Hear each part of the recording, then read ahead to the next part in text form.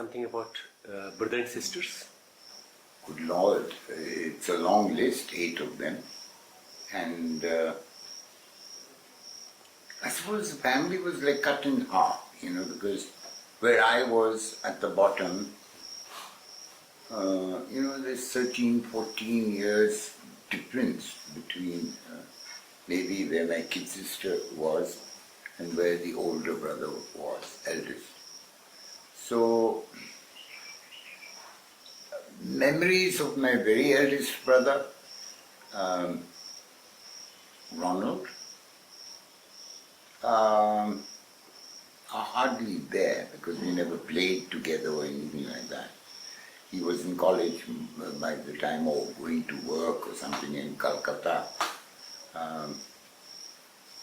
When I was hosh mein aa rahe the. My eldest sister, Irene,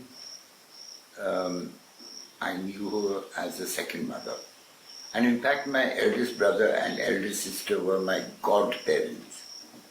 And Irene... Actually godparents? Yes, actual godparents.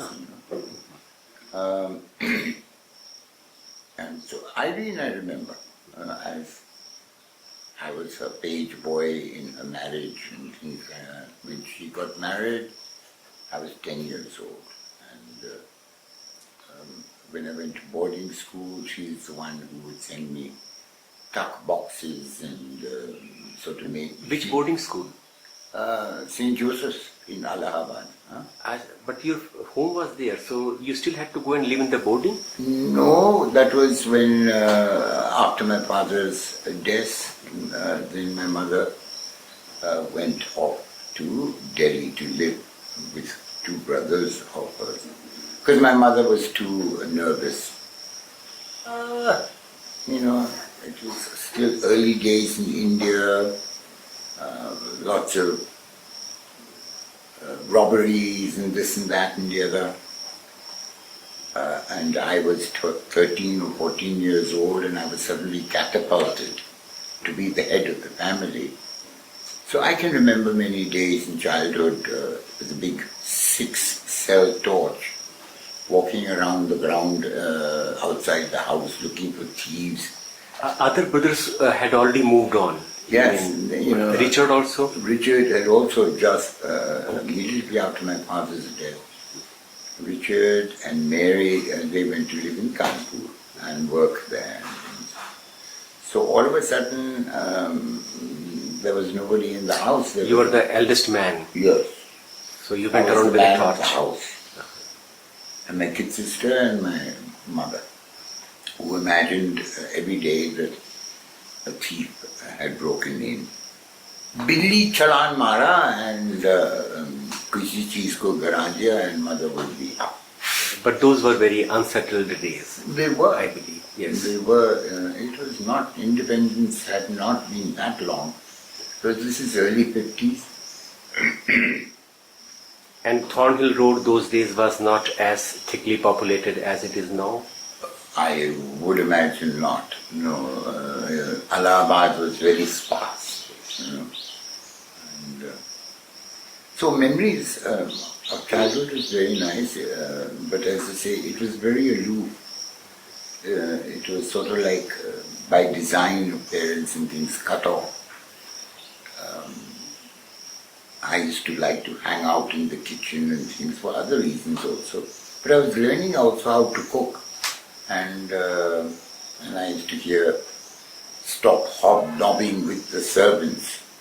Although my mother and father had a very gentle attitude to those who worked, but those differences were there. I saw it in my brother who visited a couple of years ago. My goodness me, it was astounding the separations he made. And so it was that way. It was very cut and dry in those things. Where could I go from here? Richard did some research on Spanish connection when he went to Spain. Did you get to hear anything about that from your father? Didn't. Did he say anything? I know, I didn't. as I say, these were all things that didn't matter to me, you know. I don't know why. And I have sort of, in strange ways, gotten bits and pieces about who this grandmother and that grandfather and this and that and the other and who served honorably or dishonorably and all kinds of things. My kid sister, Joni, she's very good. Were there any pirates in your family? I don't know, I never heard. You know, of pirates, but I would see these occasionally pictures of grandparents and things, none of whom I knew. I had never ever met any of them, but they looked quite gracious and regal and wonderful. So it was like a passing thing here to yahan se aaye hai, but it didn't mean anything. Marion would have been very impressed if you could claim one of your ancestors was a pirate in Mediterranean or some such sea. I don't know anything I'd say so. I'm sure there are many stories and that I simply don't know. On mother's side, do you recall something interesting? Once you mentioned that one of your uncles was a police officer. My mother's side was, as I say, family wise. Mother had 14 brothers and sisters. Father had 9. So Tata, Mami, whatever it is, 23 Asli walas. So how you can count who is who? Half of them I didn't meet. But on my mother's side, yes, she had also, my father was the first coroner of Kala. My mother's side had some drama there also. And an uncle of mine was the first superintendent of police of Kala, who had to his, at that time, distinction, and ever since then my mouth shut, of arresting Bhagat Singh, you know. So, you know, khayenge to tapar marenge, na khayenge to tapar khayenge, you know. But yes, a very distinguished and successful man who had this distinction to his name. My family seemed a very interesting lot, and we were all up in the railways and doing all kinds of things. But as I say, none of these things. I was the official weeper. You know, when anybody was leaving, I was the official one to cry. I didn't like departures. And even it was people that I didn't know per se. But the day they were going, you know, and everybody going to Allahabad railway station, Cyril is the one who's crying and carrying on. You know, so. Family visits, and, there was a lot, but it wasn't overdone. So then you went to boys' high school in Allahabad. No, St. Joseph's. St. Joseph's. St. Yeah, Joseph's. St. Joseph's. And after my father's death, my mother decided that she had to leave Allahabad. There was no way I was going to go to school in St. Columba's in Delhi. And that was when I preferred to stay at the border in St. Joseph's. And they tried to get me into school in Delhi, but again I walked around that school with the principal and my mother and people. And the principal said, you know, with his attitude, we would rather not have him. Because I didn't like anything of the school, even though it was St. Columba's. School. Again, very low profile. I was following a long list of very highly performing brothers, topping Uttar Pradesh and doing all kinds of strange things. They all scored positions in the province. I was always reminded in the classroom, not always, but frequently, about the brilliance of brothers. But I had my last laughs. My brothers, who were not only academically very strong, they were always great sportsmen and things. One of the most famous boxing matches was my eldest brother and somebody else. But strangely or luckily, I think I had the luck of the devil, and I still have the luck of the devil. I was the only one. 1 year I decided I was going to aggressively participate in the athletics annual function. And I think it was just, I used to practice against this one friend of mine, and every evening he would beat me in the 100 meters and 200 meters right to the last minute. We used to call him Hairy Jack. Too much hair on his body. But Hairy Jack in the last 10 yards would be seen to be going forward. But it came to sports day, and no Hairy Jack went, and I can still remember my sisters and things screaming because nobody knew that I could run or do anything. So it was all a sort of, I was more into the band and I was more into acting and things, and not into this boxing and running and anything, footballs and things. So I could still hear the surprise of my sisters, sort of, my God, he's actually running, And I could hear them. Maybe it was their screams, but on sports day there was no Hairy Jack, didn't go in front of me, and I became the champion. So I 1 year participated and instantly retired. I didn't take a chance of letting him beat me the next year. So in this whole family who never ever left their name on a cup, I left my name on the cup. And I don't know, that year I won all kinds of prizes for best student and best this and best that. And I just seemed to keep walking up and down to the trophy table. So that felt also very nice, but it was one-off. School was good. I believe you were asked to play the role of a woman in your last year in drama. The gentleman I was named after, who was the headmaster of the school, and he was also the drama teacher, he used to always cast me or pick plays in which I could be the leading role. And in this final year, he picked a P.G. Woodhouse play, but the protagonist was a middle-aged woman, a very attractive middle-aged woman. So very much I feel. So it was kept a big secret and things. People were wondering, why is this fellow's hair growing, and the girls in the convent on Sunday morning mass and things. क्या हो रहा है? इसके बाल बड़ी लंबा हो रहा है, How did you prepare yourself for that role? It was the first role that I got the feeling of what it means to get into character and to be protected. I used to go, actually it used to last a whole week or something, this drama thing. And I spent that week in the teacher's quarters, kindergarten teacher quarters. I used to make up and do everything else all over there and completely transform and feel that transformation, and then come to the school where the hall was and things.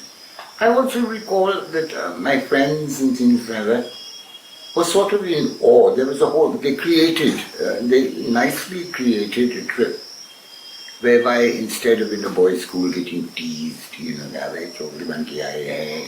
that kind of thing. And I can remember walking down this corridor that you had to go towards where the concert hall was. And it was a very reverent kind of thing, a very sort of make-way kind of thing. Barat aane wala hai. And that was quite an experience, and a lot of people just did not know. Because against the name of the Lady Malvern, and the performer's name was left blank, there was just a question mark. So बाद में when you took your vows, तब लोगों को पता हो गया. And I think my mother was in the front row, and she also was clapped. She पहचाना नहीं. Until then, she did not know that you are playing the role of, No. of this lady. Mm. Interesting. It was. Yeah. I said, those are the things of childhood. I did well on the cricket field. I recall, centuries and things using to be scored in those kind of matches. But I do on one occasion, some booth came in and I was able to score a century and it made news in the school, because cricket to chalte rahe the. But to make somebody making a century, ye nahi hota hai. So there were these kind of things, a lot of activism. There was a fierce competition with a particular young man, class fellow, who we were good friends, but very fierce competitors. And he came from a very wealthy AI family that fell on hard times, and I remember rather evilly thinking, this will take him down a notch or two, But to his great credit, Leslie stayed Leslie. But his father, as the games master, cheated often, And one time I was fiercely up in arms because it was something about borders versus day scholars, and he became the head boy of the school, and he deservedly became the head boy of the school. But I was certainly undisputed head boy of the boarding house, much smaller, 80 versus 300 or something, students. But my conscientious objections sort of hit the headmaster's ears and administrator's ears and everybody imagining it. Cheating is downright cheating, and Hai Guruji, Hai Master Sahab and everything else. But he cheated in favor of his son.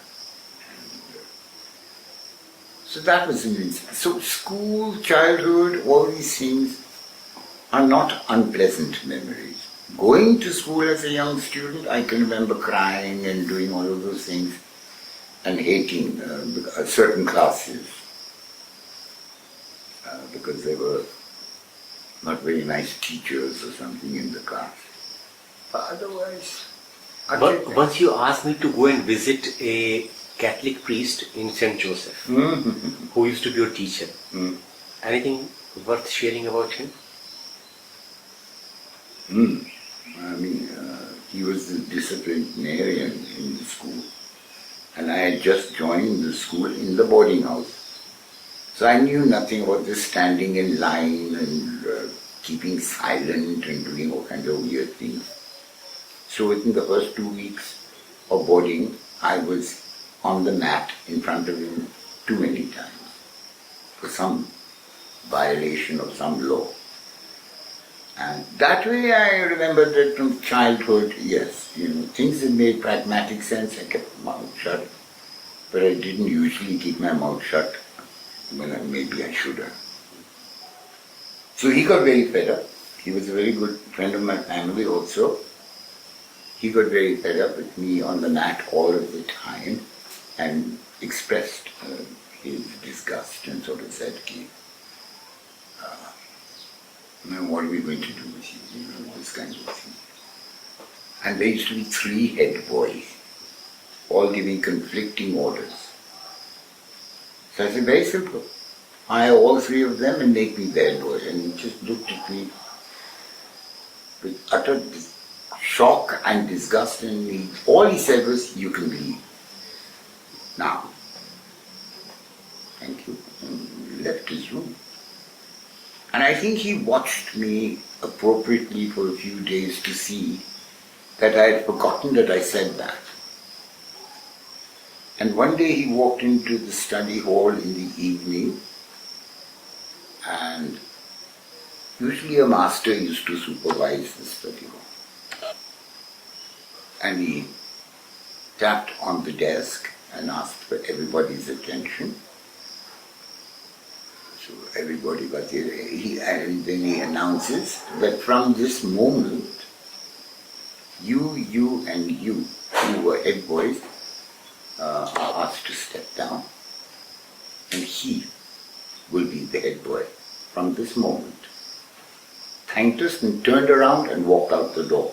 That was a huge lesson in life. From this moment, not telling you by tomorrow get ready to become the head, but this moment. So all of a sudden, all of this was in one's culture.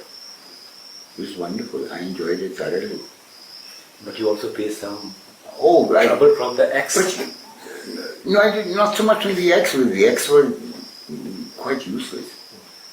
But there was one big, solid lad from Kanpur, Bruce, I think was his name, the heavyweight Bruce the boxing Lionheart. champion. Bruce the Lionheart. So I very quickly at that young age realized making my bum jump.